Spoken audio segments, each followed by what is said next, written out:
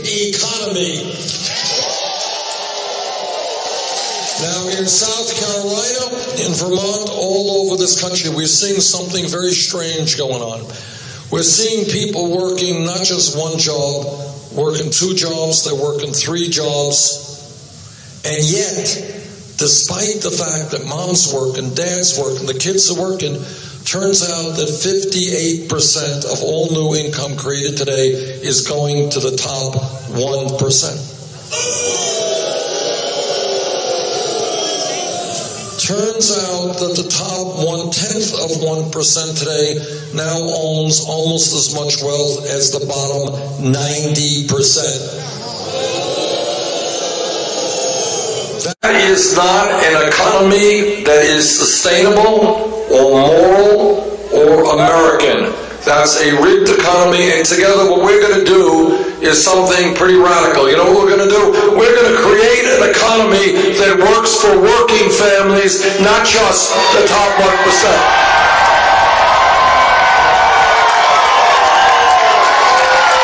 And this is how we are going to do it.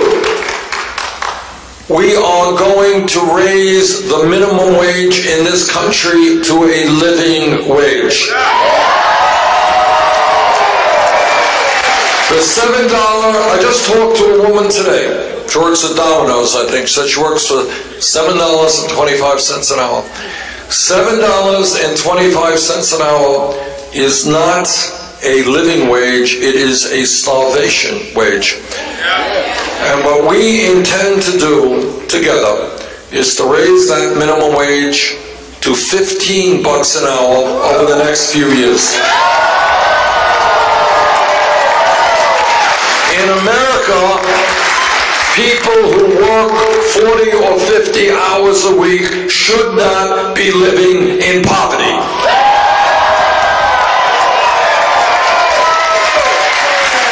And I know that all of the men in this room are going to stand with the women and fight for pay equity for women workers.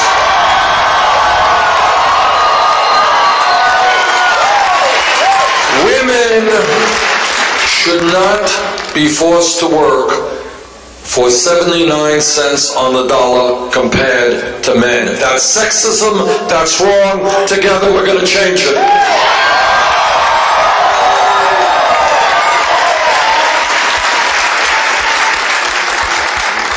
When you read the front pages of the paper once a month, they tell you what the official unemployment rate is, and what they say is it's 5%. Anyone believe that? You're right, it's not. Because there's another government report that says if you include those people who have given up looking for work, those people are working part-time, real unemployment is close to 10%. And youth unemployment for high school graduates is off the charts. For white kids between 17 and 20 graduated high school, 33% unemployed. Latino kids, 36%. African American kids, 51%. You're right. That is an absolute disgrace. And if anybody here thinks that those numbers, that outrageously high level of youth unemployment, is not connected to another tragedy, and that is we have more people in jail than any other country on earth. We have 2.2 million people in jail. We spend $80 billion a year locking up people in America. You guys ready for a radical idea?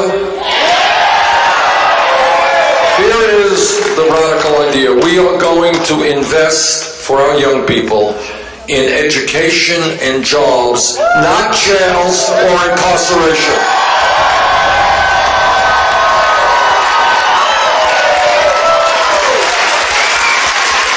And not only are we going to do a much better job in keeping kids out of jail because they're going to be working or they're going to be in school, we are also going to make certain that this country reforms a broken criminal justice system and that we end institutional racism in the United States.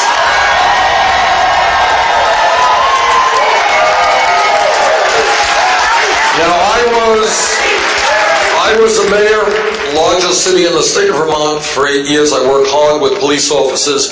Vast majority of police officers are honest, hard-working people.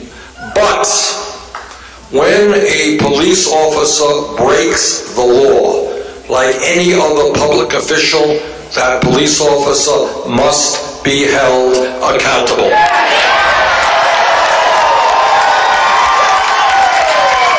We must move toward the direction where we understand that lethal force is the last resort, not the first resort. We have got to demilitarize local police departments so they don't look like occupying armies. We have got to make police departments look like the diversity of the communities they serve. In my state of Vermont, many parts of this country, we have a very serious problem with opiate addiction, with heroin addiction. And what we have got to understand is that substance addiction is not a crime, it is a health issue which has got to be treated as a health issue.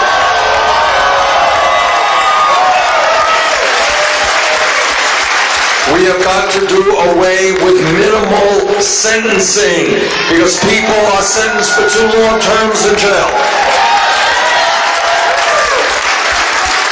And I'll tell you something else that we've got to do. Some of you will agree with me, some of you may not. But I think we have to rethink in a fundamental way the so-called war on drugs.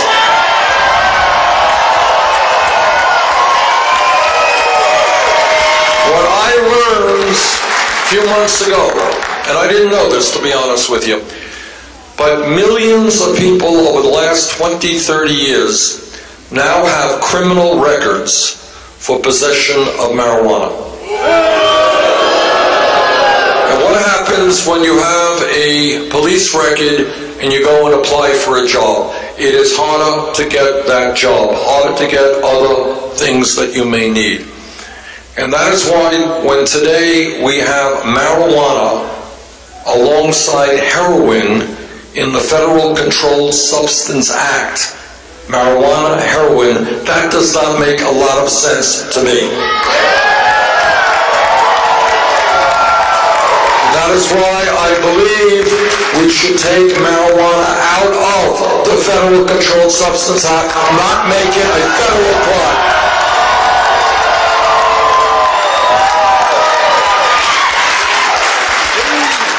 And when we talk about the economy, we need to create millions of good-paying jobs.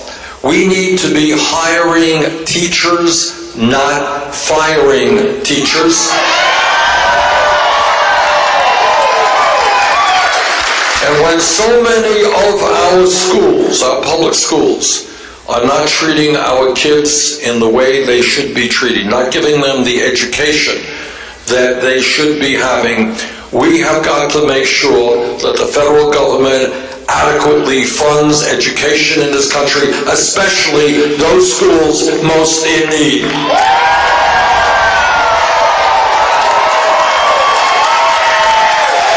And when we talk about education, let me say this, everybody here knows that we live in a highly competitive global economy. We need the best educated workforce in the world.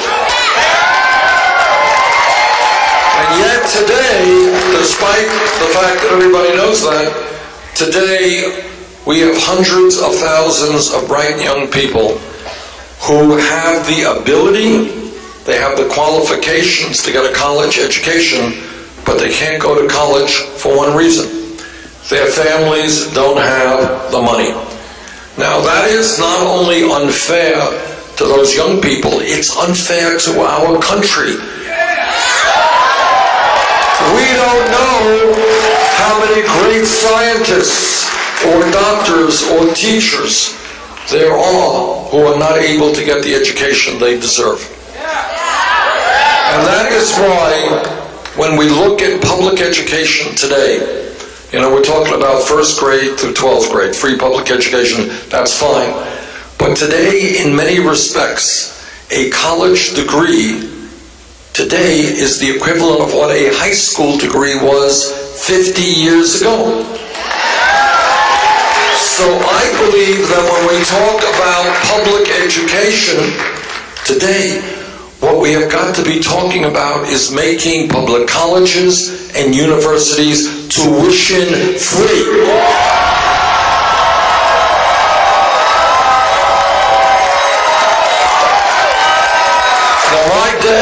My father dropped out of high school, never made much money, and my mother graduated high school. That was her education.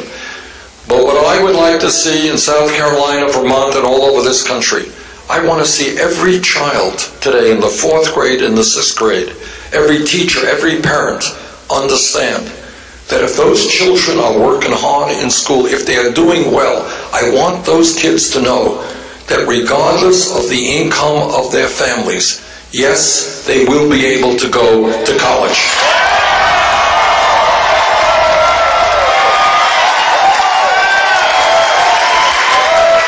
And there's another issue that we have got to deal with in higher education, and that is the insanity of millions of our people suffering under outrageously high burdens of student debt. Anybody here with student debt? Okay, what kind of debt are we talking about? 30,000? Hold it, 50? 100? Right here, 100,000? $110,000. Is that what I heard? Okay, all right, now stop and think. Did you go to graduate school or just college? College, all right. Stop and think for a moment. Stop and think. Just think about this. One of the points about this campaign, and I'm criticized for this every day, but I'm right and they're wrong. Here's the criticism. The criticism is, Bernie, you can't accomplish all of that stuff. It's too big. But I want you to think for a moment. Everybody in this room knows that education and learning is part of being a human being, correct? And we also know that if we are going to go out and do the jobs in the 21st century, we need a damn good education, right? So the question is, why is this young man being punished for $100,000 in debt that he's going to spend decades paying off? What crime did he commit? The crime was that he wanted to get an education. That's not a crime to me. That's a good thing. He should be rewarded, not punished. So this idea of making public colleges and universities tuition-free, this is not a radical idea. It exists in Germany, it exists in Scandinavia, it exists in countries all over the world. Now people say to me, my critics say, well, Bernie, you know, you're Santa Claus, you're giving out all this free stuff.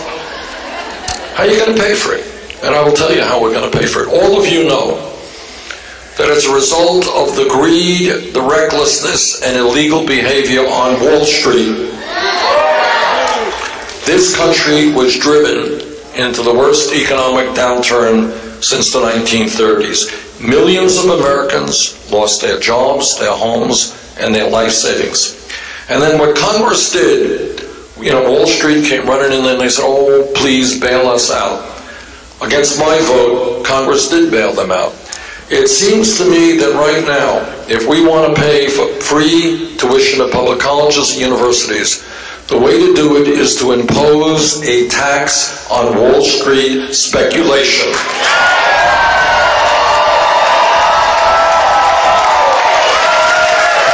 Not only is that a good thing from a financial perspective in tampering down speculation, but it will also raise the money we need to substantially lower student debt and make public colleges and universities tuition free. The bottom line here is, When Wall Street was in trouble, you bailed them out.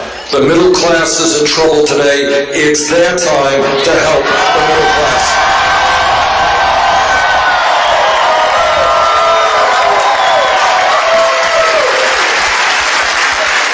And when we talk about what's going on in America today, let me mention to you that I am a member of the Senate Environmental Committee and the Senate Energy Committee.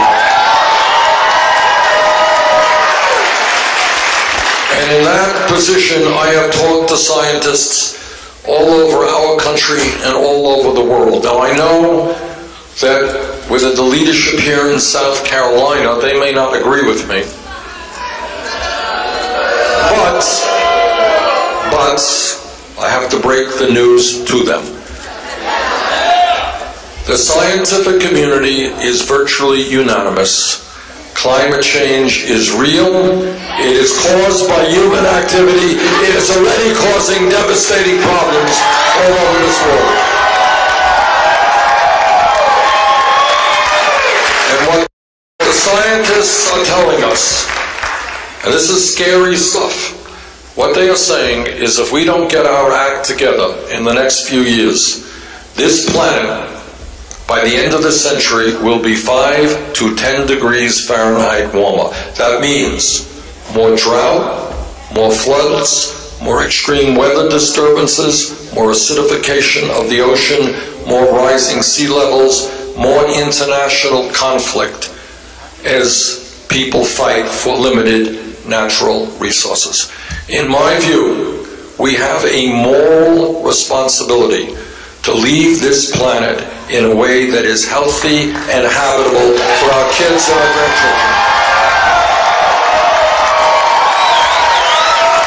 And in my view, what that means is having the courage to take on the fossil fuel industry and telling them that their short-term profits are not more important than the planet we leave to future generations. So our job is to transform our energy system away from fossil fuel to energy efficiency and sustainable energies, wind, solar, geothermal, and others.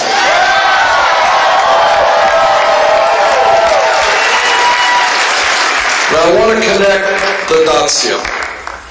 When I talk about a corrupt campaign finance system, people say, well, that's interesting, but what does it really have to do with my life?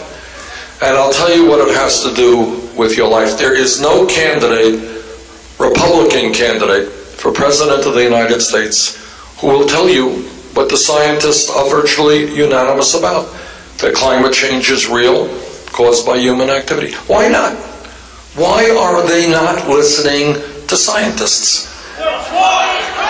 All right, now you guys are just a smart group of people. All right, because on the day that some Republican candidate stands up and says, you know, I've talked to scientists, I've read some of the literature, we've got a serious problem, we've got to transform our energy system. On that day, that candidate would lose his funding from the fossil fuel industry. And we have got to tell the Republicans that the future of this planet is more important than their campaign funds.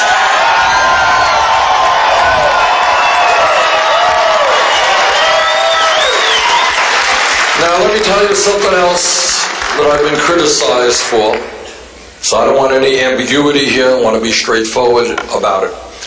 Again, I am told that my ideas are too big for America, that we just can't go forward in the way that I think we should.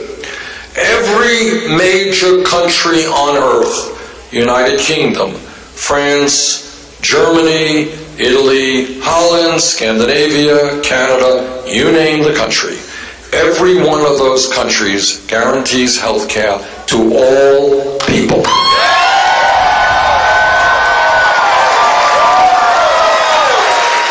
Now, I am a member of the committee, the Health Education Labor Committee that helped write the Affordable Care Act. Affordable Care Act has accomplished a lot of good things.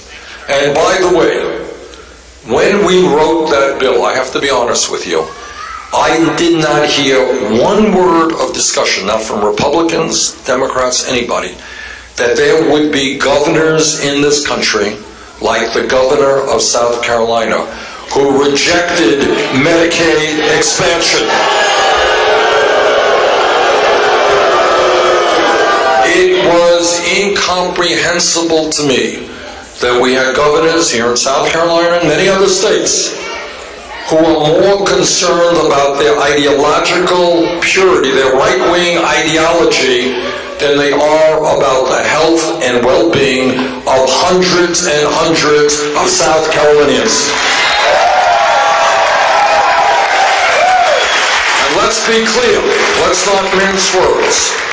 When you have hundreds of thousands of people in this state who could have access to health care, but today do not because of this rejection of the expansion of Medicaid, let's be honest. Some of those people will die. Some of those people will end up a lot sicker than they otherwise would have been. Tens of thousands of jobs that could have been created here in South Carolina were not created. So I say to the government here in South Carolina, push your ideology aside, worry about the health needs of the people in the state.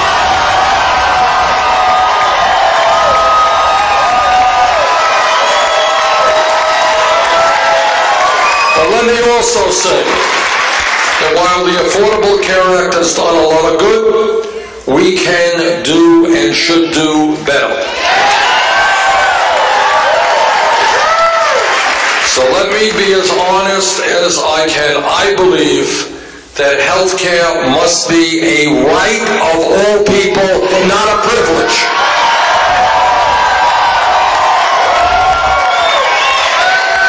Today, we got 29 million Americans, despite the gains of the Affordable Care Act, we have 29 million Americans who still have zero health insurance. Okay. We have even more people who have large deductibles and co-payments. Anybody here with a large deductible? What are we talking about from deductibles? 6,000? How much? Okay, what else? 3,000, 3,600, 5,000, all right. 6,000. No, 7,000. It's like an auction here. I think you lose. But actually, you don't lose. I mean, I've talked to people in large families of $13,000 deductibles. What does it mean if you don't have a lot of money and you have a large deductible? You don't go to the doctor when you should. So you got a health insurance. You know, if you get run over by a bus, it works. But if you need to go to the doctor when you're sick, it doesn't work. And let me tell you something, because I've talked to doctors all over the country. What do you think happens when people don't go to the doctor when they should go to the doctor? All right, and I have talked to doctors, and the doctors tell me that they have patients who walk into their office much, much sicker than they should be.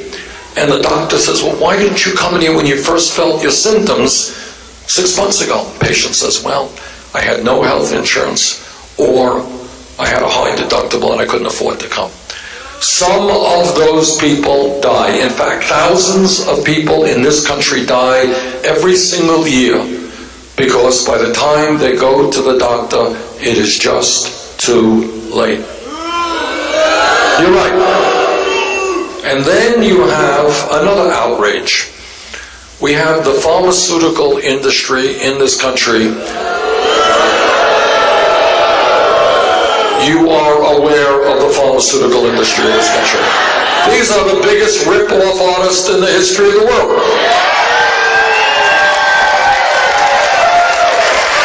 These are people who now have well over 1,000 lobbyists in Washington, D.C. They spend huge amounts of money on campaign contributions, and here's the result. The result is that we pay by far the highest prices in the world for prescription drugs. The result is that listen to this, 1 out of 5 Americans who goes to the doctor writes a prescription, that person cannot afford to fill that prescription. Is that crazy or is it not? All right. I'll tell you a brief story. A number of years ago, I took a busload of people in Vermont over the Canadian border. And I did that to show the world that women in Vermont who are dealing with breast cancer, a very nasty disease, they went to Canada, they bought the same exact medicine, not generics, but brand name medicine, for 1/10 the price in Canada that they were paying in America. Does that make any sense to anybody? So this is what, in my view, we have got to do. And basically not a radical idea, it's what goes on all over the world. What we need to do, no, we don't have to move to Canada. What we need to do is to do what Canada and every other major country are doing, have a Medicare for all healthcare program.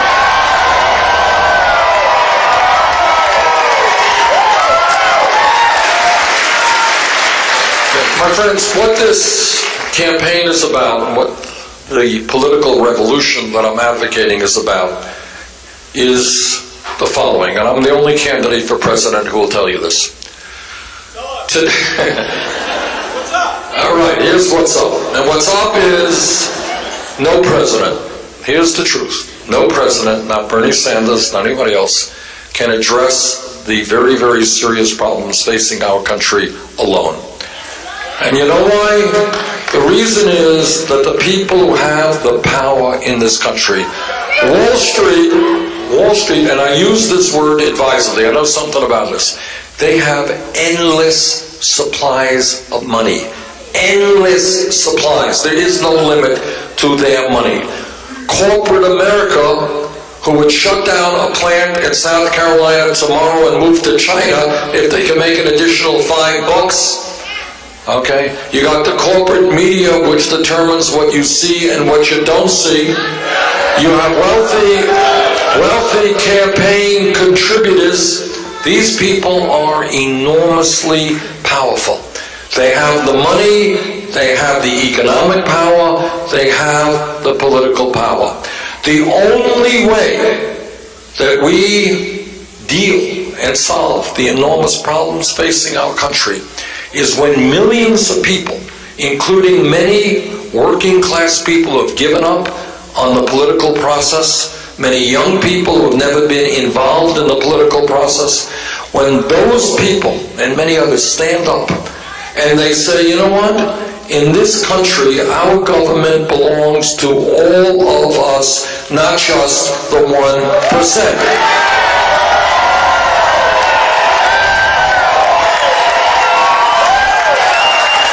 And that's what this campaign is about. I'm not here to tell you I can do it all. I can't do it all. I need your help tomorrow here in South Carolina. We need you to bring out your brothers and your sisters and your moms and your dads and your kids and your grandparents. We need a big turnout tomorrow. But I need your help, not just tomorrow. I'm going to need your help the day after the general election.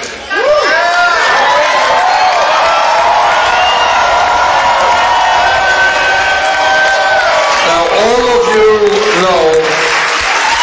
all of you know, if you studied history, that real change always takes place, not from the top on down.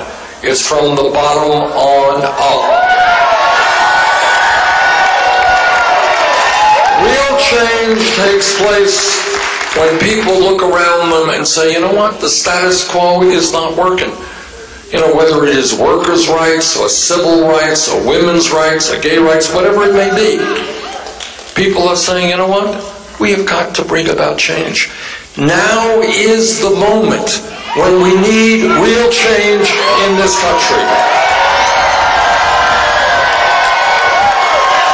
Now is the moment when we make healthcare a right for all, when we make paid family and medical leave a right for all, when we make public colleges and universities tuition-free, when we raise the minimum wage to a living wage, when we create millions of jobs. Millions of jobs rebuilding our crumbling infrastructure. Now is the time to tell the large profitable corporations and the wealthiest people in this country, yes, they are going to start paying their fair share of taxes.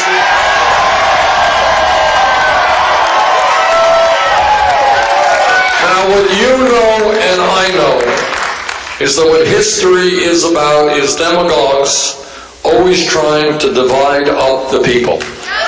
White against black, men against women, gay against straight, people born in this country against people who have immigrated into this country. That's what the Donald Trumps of the world are about. They want to divide us up, but we're too smart for that.